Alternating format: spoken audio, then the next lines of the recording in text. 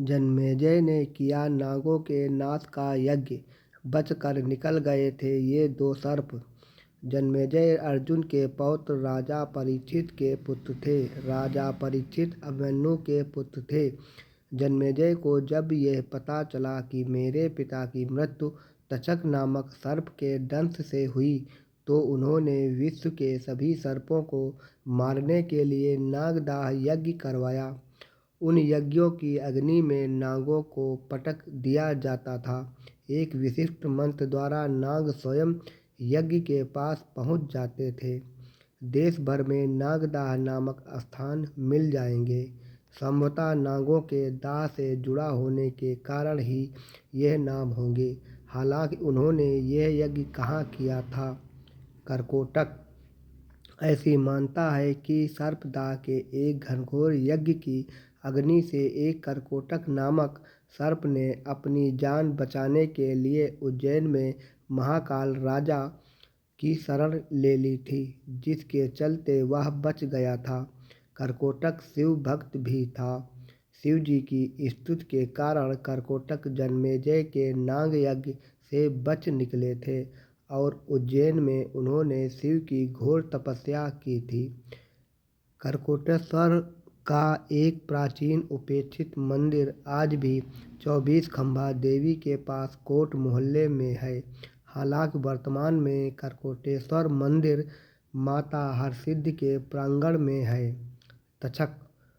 जब लाखों सर्प यज्ञ की अग्नि में गिरने प्रारंभ हो गए, तब भयभीत तक्षक ने इंद्र की शरण ली। वह इंद्रपुरी में रहने लगा। वासुकी की प्रेरणा से एक ब्राह्मण आस्तिक परीक्षित के यज्ञ स्थल पर पहुंचा और यजमान तथा ऋत्विजों की स्तुति करने लगा। उधर जब ऋत्विजों ने तक्षक का नाम लेकर आहुति डालनी प्रारंभ की, तब मजबूरी में इंद्र ने तक्षक को अपने उत्तरीय में छिपाकर वहां लाना पड़ा। वहां वे तक्षक को अकेला छोड़कर अपने महल में लौट गए। विद्वान ब्राह्मण बालक आस्तिक से प्रसन्न होकर जन्मेजय ने उसे एक वरदान देने की इच्छा प्रकट की, तो उसने वरदान में यज्ञ की तुरंत समाप्ति का वर मांगा। बस इसी कारण तक्षक भी बच गया, क्योंकि उसके नाम के आवाहन के समय वह बस अग्नि में करने ही जा रहा था और यज्ञ समाप्त की घोषणा कर दी गई। करकोटक कौन था? करकोटक शिव भक्त भी था। ऋषि कश्यप की पत्नी कद्रु के हजारों पुत्रों में सबसे बड़े और सबसे पराक्रमी शेषनाग ही थे। करकोटक शेषनाग के छोटे भाई थे।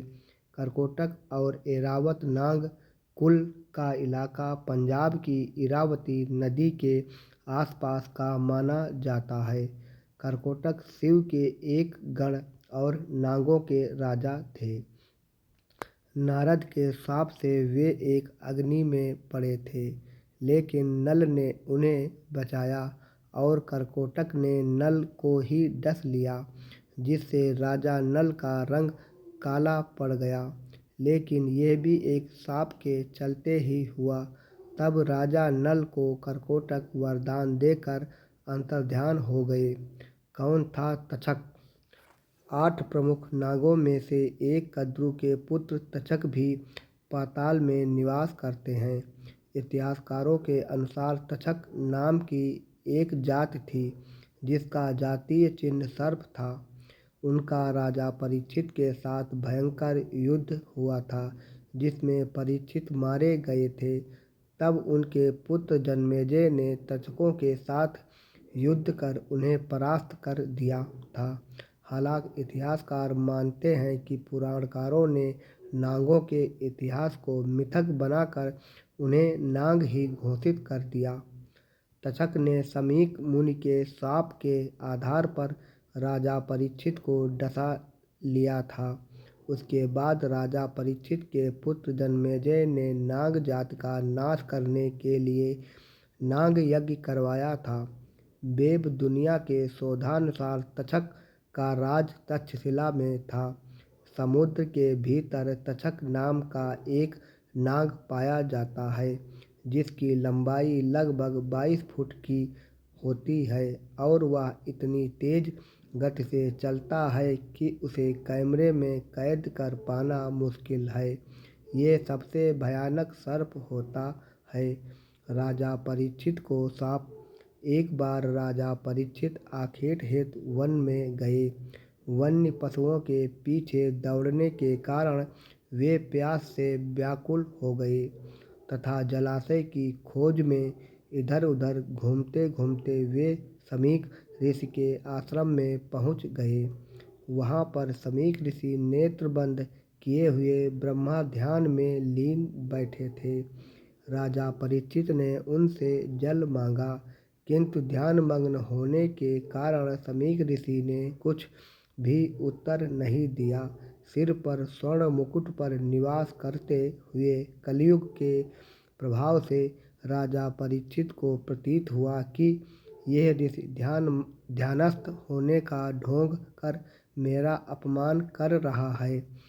उन्हें ऋषि पर बहुत क्रोध आया। उन्होंने अपने अपमान का बदला लेने के उद्देश्य से पास ही पड़े हुए एक मृत सर्प को अपने धनुष की नोक से उठाकर ऋषि के गले में डाल दिया और अपने नगर वापस आ गए।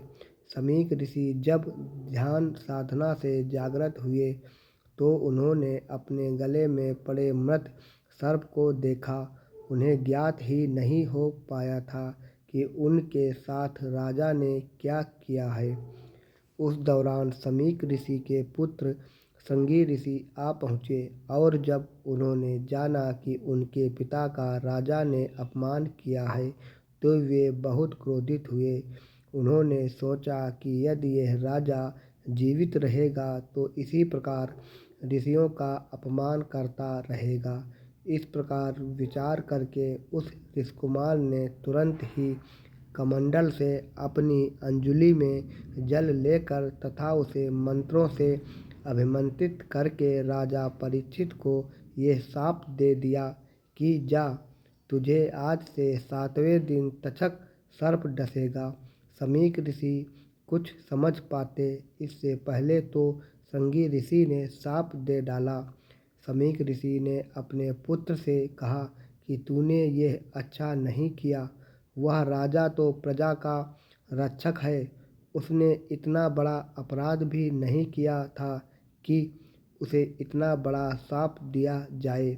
समीक को बहुत पश्चाताप हुआ। द्रोणपुत्र अश्वत्थामा के ब्रह्मास्त्र प्रहार से उत्तरा ने मृत शिशु को जन्म दिया था, किंतु भगवान श्री कृष्ण ने अभिमन्यु उत्तरा पुत्र को ब्रह्मास्त्र के प्रयोग के बाद भी फिर से जीवित कर दिया था। यही बालक आगे चलकर राजा परीक्षित के नाम से प्रसिद्ध हुआ। परीक्षित के प्रतापी पुत्र हुए जन्मेजय। विनीत शशि ब्लॉग में आपका हार्दिक स्वागत है। कृपया हमारे चैनल को लाइक और सब्सक्राइब करें। धन्यवाद।